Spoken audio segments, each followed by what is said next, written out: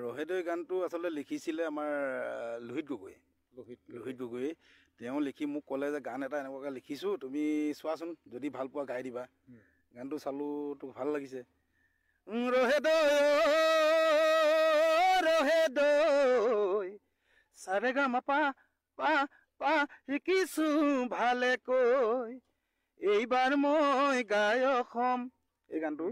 তেওঁ মোক দিলে গানটো ভাল লাগিলে এইটো ভাল লাগিছে দেখোন মই তেতিয়া মানে মৰাণত গৈ গানটো মানে উজ্জ্বল আৰঙক মিউজিক কৰিব দিলোঁ আৰু গায়কটো আমাৰ নীল আকাশে দি দিছিলে তেতিয়া নীল আকাশক এই মুহূৰ্তত মই ধন্যবাদ জনাইছোঁ মোৰ বন্ধু তেওঁ এই গায়কটো দি দিছিলে বিপিন চাৰদাঙে গীতটো শুনাৰ পাছত সেই তেতিয়াই মানে ক'লে ৰাজীৱ ভাইটো গানটো ভাল হৈছে তুমি কৰা ভিডিঅ' কৰিবা দেই মই সহায় কৰিম তোমাক মই বোলো ঠিক আছে তেতিয়া মানে গানটো কৰিলোঁ ভিডিঅ' লগালগ কৰিলোঁ বোলো বিভিন্ন ভিডিঅ'টো কৰিব লৈছোঁ মোক পইচা কেইটকামান লাগিব তেওঁ মোক 10,000 টকা দিছে দেই তেতিয়া বিপিন চাৰদাঙে তেওঁ ক'লে তোমাৰ 10,000 টকা এটা দিছোঁ আকৌ লাগিলে ক'বা 10,000 টকা দিলে গীতটো কৰিলোঁ শুনাৰ পাছত সেই তেতিয়াই মানে ক'লে ৰাজীৱ ভাইটো গানটো ভাল হৈছে তুমি কৰা ভিডিঅ' কৰিবা দেই মই সহায় কৰিম তোমাক মই বোলো ঠিক আছে তেতিয়া মানে গানটো কৰিলোঁ ভিডিঅ' লগালগ কৰিলোঁ বোলো বিভিন্ন ভিডিঅ'টো কৰিব লৈছোঁ মোক পইচা কেইটকামান লাগিব তেওঁ মোক 10,000 টকা দিছে দেই তেতিয়া বিপিন চাৰদাঙে তেওঁ ক'লে তোমাৰ 10,000 টকা এটা দিছোঁ আকৌ লাগিলে ক'বা 10,000 টকা দিলে গীতটো কৰিলোঁ ভিডিঅ' কৰিলোঁ আমাৰ পাৰফৰ্মেঞ্চে মানে ধুনীয়াকৈ মানে ডাইৰেকশ্যন কৰিলে ভিডিঅ'টো হ'ল ওলালে কিন্তু আমি বিচৰা ধৰণে গানটো মানে ৰাইজে ইমান এটা আদৰি নল'লে হয়তো আমাৰ প্ৰচাৰ অভাৱ হ'ল প্ৰচাৰ অভাৱত মই সেইটোৱে ক'ব বিচাৰোঁ আমাৰ প্ৰচাৰটো অকণমান কমটো তো প্ৰচাৰ অভাৱত গীতটো মানে যিমানটো মই মানে ৰাইজে আঁকোৱালি ল'ব বা শুনিব বুলি ভাবিছিলোঁ নহ'লগৈ ঠিক তাৰ এবছৰ পাছত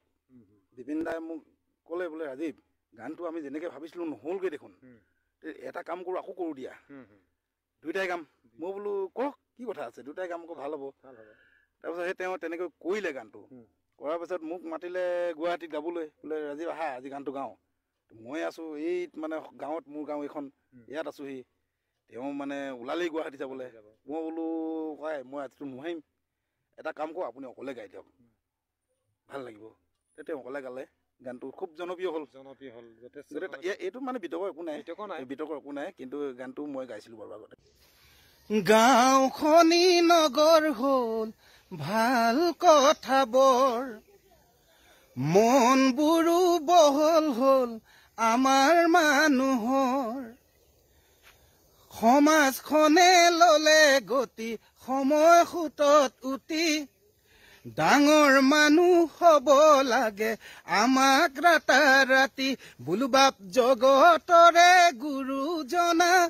থকা হ'লে আজি আকৌ এবাৰ ক'লেহেঁতেন হৰি নামে গতি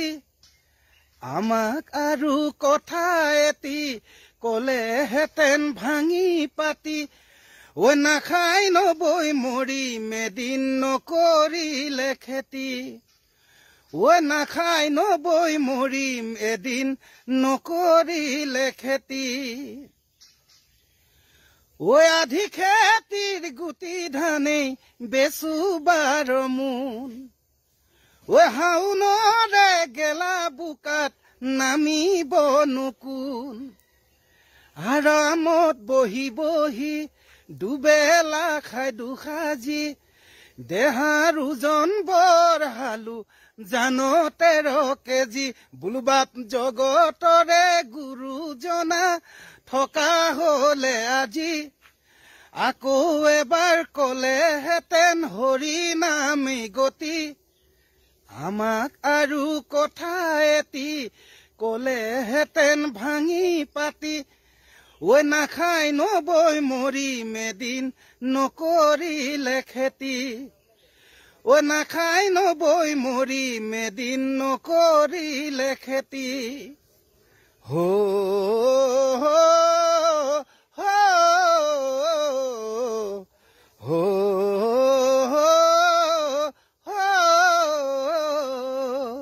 নমস্কাৰ মই ৰাজীৱ ফদিয়া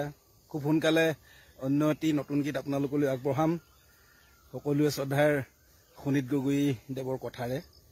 আশা কৰিছোঁ সকলোৱে মৰমেৰে আঁকোৱালি ল'ব ধন্যবাদ জয় আই অসম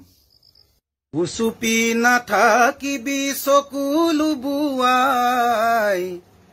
হাতু ভনিৰে ধৰণী অ আই উচুপি নাথাকিবি চকু লুবুৱাই হাতু ভনিৰে ধৰণী অ আই সৰু সৰু মোৱা পুথি হাততে পাই সৰু সৰু মোৱা পুথি হাততে পাই বৰ বৰ শাল শিঙি পিছলি যায় হাতু ভনিৰে মিলি মাছকে ভগাই অসমীৰ ভাগতেহে ইলিচ মাছ পায় পদ্মা নদীৰ ইলিচ মাছে লুইততে সাঁতুৰিছে পদ্মা নদীৰ ইলিচ মাছে লুইততে সাঁতুৰিছে পদ্মা নদীৰ পৰাই আহিছে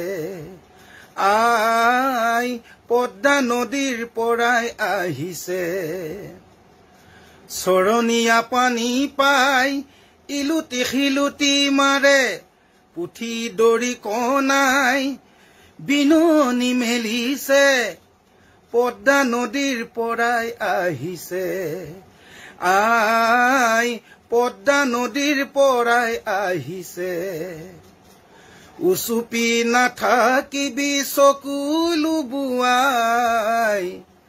হাতু ভনিৰে ধৰণী অ আই